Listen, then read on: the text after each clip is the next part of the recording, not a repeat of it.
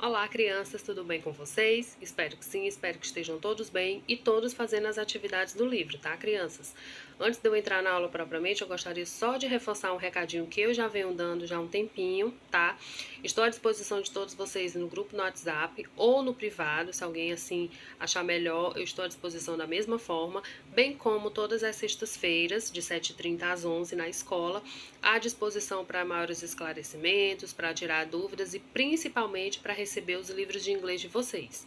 Eu já recebi de alguns alunos, mas a maioria ainda está me devendo, tá? Então dá uma passadinha na semana, deixa o livro de inglês para que eu possa fazer a correção e depois dar um feedback e devolver o livro para que vocês continuem, tá? A gente já está aí na reta final do livro, mas a gente ainda tem muita coisa para aprender, muita atividade para fazer e é importante que exista essa ponte, que exista esse elo, né, do meu trabalho junto à aprendizagem de vocês, ok? Então fico no aguardo para que vocês deixem os livros lá na escola. Ok? Bom, nossa videoaula hoje nós vamos continuar a Lesson 7, uma lição com bastante conteúdo e que a gente precisa trabalhar de forma segmentada, por etapas, né? Para que realmente haja um entendimento e um esclarecimento maior por parte de vocês, principalmente. Tá? E aí a Lesson 7, ela fala muito de convites, né? Você gostaria de ir à minha festa de aniversário? Você gostaria de ir ao churrasco? Você gostaria de ir ao clube?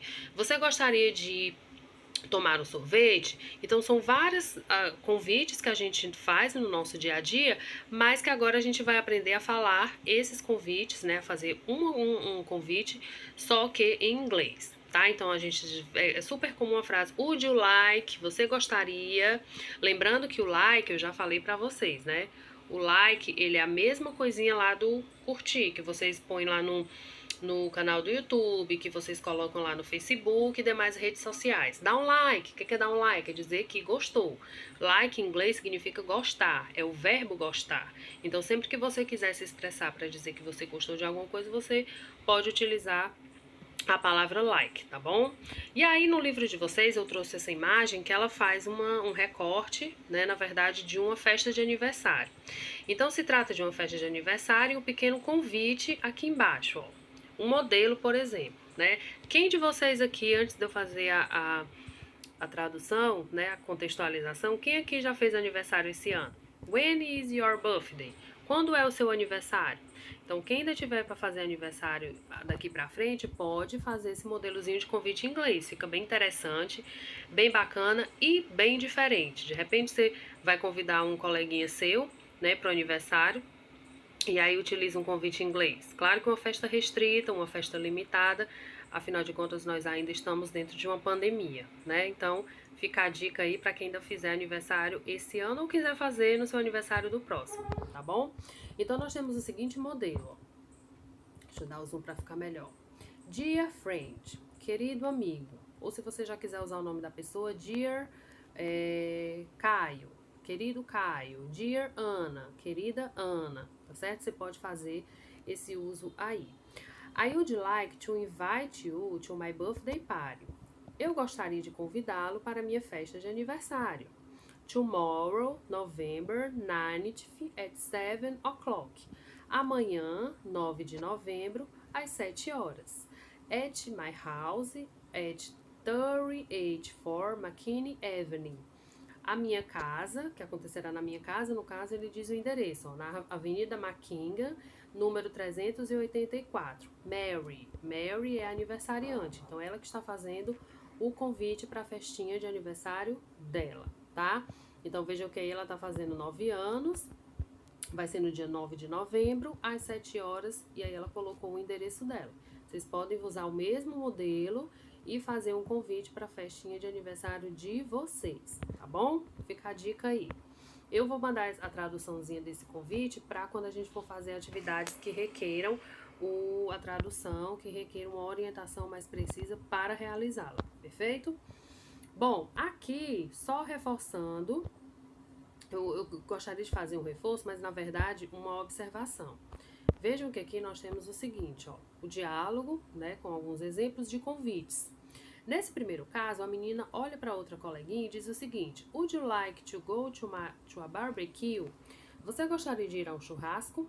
E aí ela diz: Yes, thanks. sim, obrigada. Ela aceita o convite e vai ao convite, né, ao churrasco, conforme a amiga esteja aceitando. Então a resposta dela foi uma resposta positiva. Nem sempre, ao fazer o convite, essa resposta ela é positiva. Às vezes a pessoa não pode, já tem um compromisso, e ela responde da seguinte forma, como é o segundo exemplo aqui, ó. Would you like to come to my house? Você gostaria de ir à minha casa? A menina faz o convite ao rapaz, né? Você gostaria de ir à minha casa? Aí ele diz, no, I'm sorry, I can't. Não, desculpa, eu não posso. Né? Certamente ele já tem algum compromisso e não pode aceitar o convite da menina de ir até a casa dela. Então, nesse caso, a resposta foi negativa. É super comum e possível que haja também. Só que eu coloquei aqui uma observação para chamar a atenção de vocês o seguinte, ó. Would you like, você gostaria, e aí você faz o seu convite, certo? A resposta ela pode ser positiva, yes, thanks, sim, obrigado, e ela pode ser negativa, a pessoa não pode aceitar o seu convite. No caso da resposta negativa, se vocês observarem, eu queria chamar a atenção para cá, ó. Ah, no, I am sorry, I cannot. Aqui também, ó, certo? Deixa eu limpar aqui para ficar mais fácil. Pronto. Aqui no caso das respostas negativas. Percebam que nós temos, ó, I am, I'm, cannot, can't. Tia Sara, qual é a diferença de uma para outra? Nenhuma.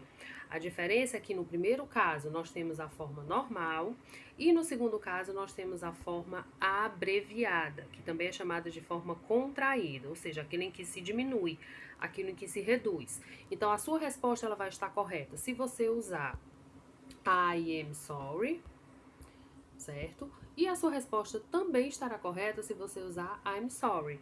O que foi que mudou, tia Sara? O A foi embora e veio o apóstrofe, que é essa vírgulazinha em cima. Então, I am sorry ficou I'm sorry. Ficou reduzido, ficou diminuído, certo? Do mesmo caso aqui, ó. I cannot é a mesma coisa de I can't. O que foi que você mudou aqui? Um N e um O, que foi embora. E também entrou aí o caso do apóstrofe, que é essa vírgulazinha em cima. O nome dela é apóstrofe, certo? Então, as duas formas, ou na forma normal ou na forma abreviada, que é a mesma contraída, a sua resposta de uma forma ou de outra estará correta, certo? É só para um caso de observação. Tia Sara, eu tô lá na minha atividade, tô lá na prova e aí eu fiquei confuso. Eu não lembro a forma abreviada. O que é que você vai fazer? Para não correr o risco de errar, você utiliza a forma normal, tá bom? Dica aí, caso você esqueça, caso você não lembre, da forma abreviada, faça a forma normal e aí você não corre o risco de errar a sua questão, não corre o risco de errar a sua atividade, perfeito? Foi isso, meus amores. Segue aqui a agenda, tá? Mais um veículo aí de comunicação de vínculo para que vocês resolvam as atividades do livro, tá certo? E eu fico no aguardo de vocês recebendo os livros na escola e dando feedback de todas as atividades que vocês fizeram até então, tá bom? Não acumulem, não deixem de fazer as atividades, eu fico no aguardo e fico também à disposição de todos vocês para quaisquer dúvidas, ok? Goodbye, até a próxima!